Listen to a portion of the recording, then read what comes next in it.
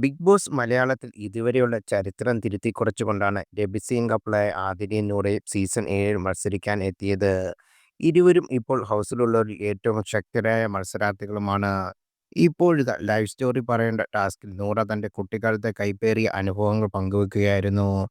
2 തവണ പീഡനത്തിന് ഇരയായിട്ടുണ്ടെന്നും ഏറെക്കാലം ഇത് ട്രോമയിലൂടെയാണ് ജീവിച്ചതെന്നും നൂറ പറഞ്ഞു.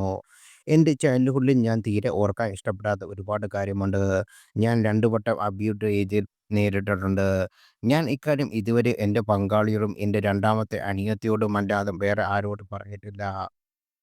8, 9 ക്ലാസ്സുകളിൽ പഠിക്കുന്ന സമയത്തായിരുന്നു ഈ അനുഭവം. ഞാൻ ട്യൂഷന് പോകുന്നുണ്ടായിരുന്നു.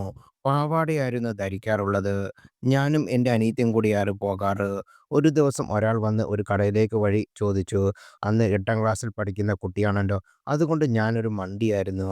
അന്ന് വലിയ ബുദ്ധിയും വിവരവും ഉണ്ടായിരുന്നില്ല. അയാൾ അറബിയിലാണ് എന്നോട് കടയിലേക്കുള്ള വഴി ചോദിച്ചത്. എനിക്ക് അറബി അറിയില്ല. ഞാൻ ഇംഗ്ലീഷിലാണ് മറുപടി പറഞ്ഞത്. അങ്ങനെ വഴി കാണിച്ചു കൊടുക്കാനായി ഞാൻ അയാൾക്കൊപ്പം പോയി. പക്ഷേ അയാൾ എന്നെ കൊണ്ടുപോയത് അടുത്തുള്ള ഒരു വെൽഡിംഗ് പ്രസ്സിലേക്കാണ്. മാത്രമല്ല അയാളുടെ കയ്യിൽ കത്തിയും ഉണ്ടായിരുന്നു. അയാൾ എന്നെ കഴുത്തിൽ കത്തിവെച്ചു. ഞാൻ 2 വട്ടം അബ്യൂട്ടായിട്ടുണ്ട്. ട്രോമയെല്ലാം ഉണ്ടായിരുന്നെന്നും പാരൻറ്റ്സിനോടും എനിക്ക് ഷെയർ ചെയ്യാൻ പറ്റിയിരുന്നില്ല. അവർ എന്താകും വിചാരിക്കും, വിഷമമാകോ എന്ന് കേട്ടാൽ എങ്ങനെയായിരിക്കും റിയാക്ട് ചെയ്യുക, വീട്ടിൽ തന്നെ അടച്ചിടുമോ എന്നൊക്കെ തോന്നി. അതുകൊണ്ട് തന്നെ ആരോടും പറയാൻ എനിക്ക് പറ്റിയിട്ടുമില്ല എന്ന് പറയേണ്ടി വന്നു.